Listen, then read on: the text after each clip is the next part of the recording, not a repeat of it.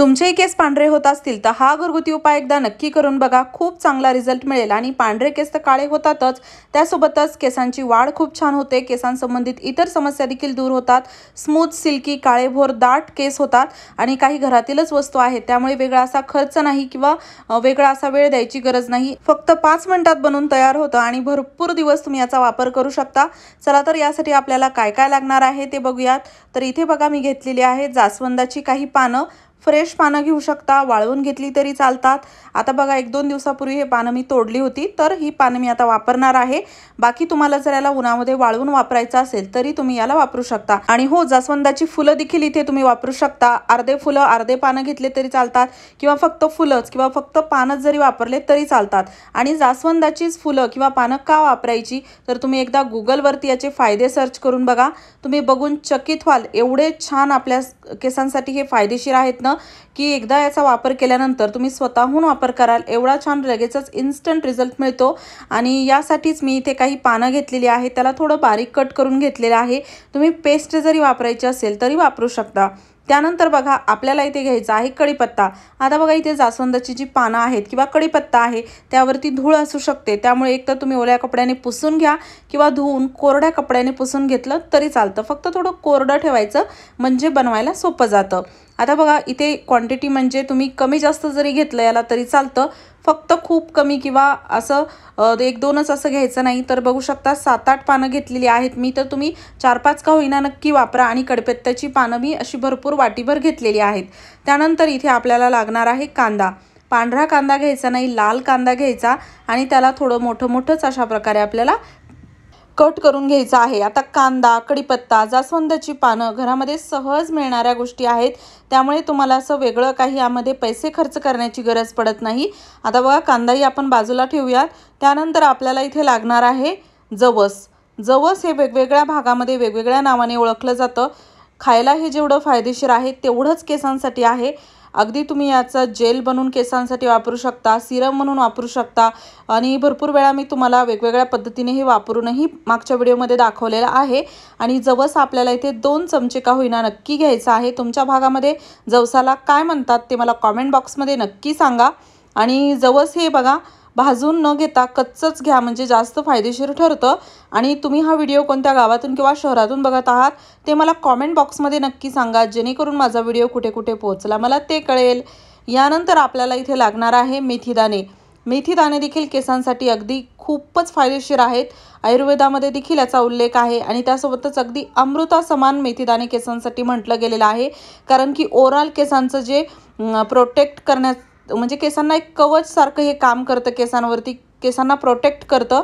त्यामुळे इथे आपल्याला 2 चमचे मेथीदाणे नक्की वापरायचे आहेत। त्यानंतर इथे मी घेतलेला आहे आवळा पावडर 2 चमचे। तुमच्याकडे आवळा पावडर नसेल तर तुम्ही फ्रेश ओला आवळा जरी घेतला तरी चालतं किंवा ड्राय आवळा, वाळवलेला आवळा घेतला तरी चालतं। घरी नसेल तर किराणा मालाच्या दुकानात सहज मिळतो, पण केसांना जर काळं करायचं असेल तर आवळा खूप जास्त फायदेशीर आहे, त्यामुळे अजिबात स्किप करू नका, नक्की वापरा।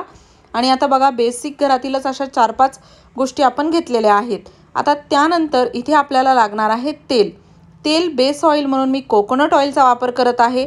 तुम्हाला इतर कोणतं तेल वापरायचं असेल तर वापरू शकता, पण कोकोनट ऑइल एकतर बेस्ट आहे, शुद्ध आहे आणि सर्वांच्या घरी उपलब्ध असतं, त्यामुळे कोकोनट ऑइलचाच मी वापर करत आहे।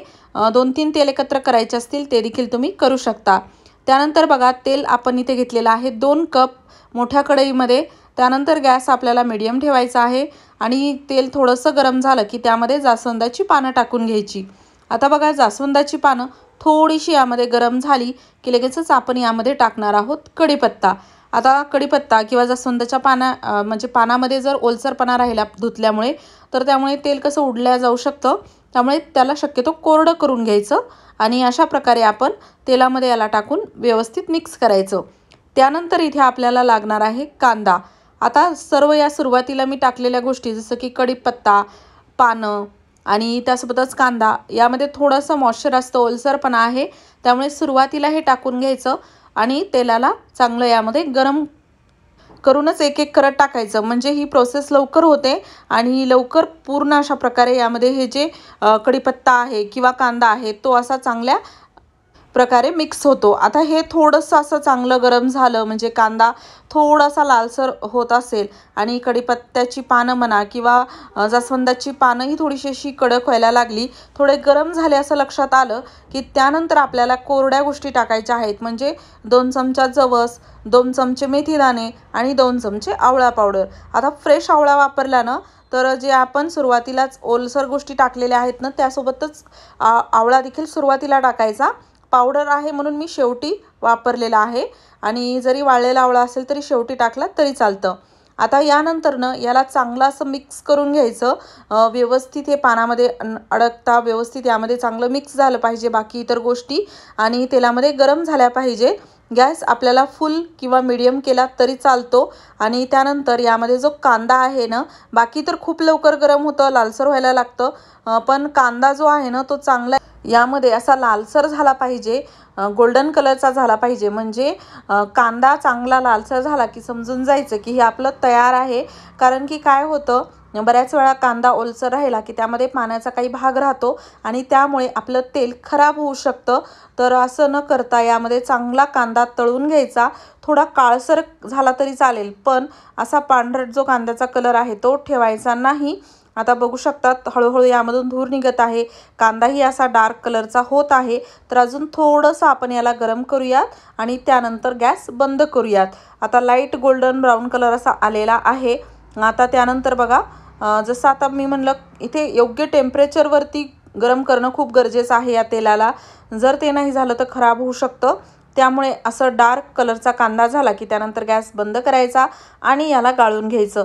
आता मोठी गाळणी घेतली तरी चालतं। हे जे तेल आहे ना बघा, आपण एकदा बनवलं तर पुढचे 4-5 महिने आरामशीर वापरू शकतो आणि एवढं छान फायदेशीर आहे ना, एकतर कमी स्वस्तात बनतं, त्यासोबतच अगदी नॅचरल आहे, कोणतंही केमिकल नाही, केसांना नुकसान होत नाही, फायदाच होतो। बऱ्याच वेळा आपले केस खराब होतात कारण की आपण केमिकल वापरतो आणि बऱ्याच वेळा शरीरामध्ये काही कमतरतेमुळे देखील केसांवरती परिणाम होतो। त्यामुळे हेल्दी लाईफस्टाईल ठेवा आणि केमिकल बंद करून अशा प्रकारे घरगुती उपाय करा, म्हणजे तुम्हाला पूर्णपणे रिझल्ट मिळतो। आणि त्यासोबतच आता बघा तेल चांगलं मी गाळून घेतलेलं आहे, एखाद्या स्वच्छ झाकणबंद बरणीमध्ये बॉटलमध्ये याला भरून ठेवायचं, डेली यूजला जेवढं पाहिजे तेवढं बाजूला ठेवायचं आणि याला पूर्ण थंड झाल्यानंतर गाळून घ्यायचं नाही, नाहीतर काय होतं कांदा पानं पूर्ण तेल शोषून घेतात आणि आपल्याला तेल पूर्ण मिळत नाही, वाया जातं तेल। त्यामुळे थोडंसं हे गरम असतानाच मिश्रण अशा प्रकारे आपल्याला गाळून घ्यायचं आहे आणि आठवड्यातून 2 वेळा का होईना नक्की या तेलाचा वापर करा, डेली लावायचा असेल लावू शकता। त्यासोबतच बघा, केसांच्या मुळाशी केसांवरती व्यवस्थित लावून एखाद्या सॉफ्ट शॅम्पूने केस धुवा किंवा घरगुती शॅम्पू बनवायचा असेल तर नक्कीच चॅनलवरती व्हिडिओ बघू शकता। आणि व्हिडिओ आवडला असेल लाईक करा, शेअर करा, चॅनलवरती नवीन असाल सबस्क्राईब करायला विसरू नका।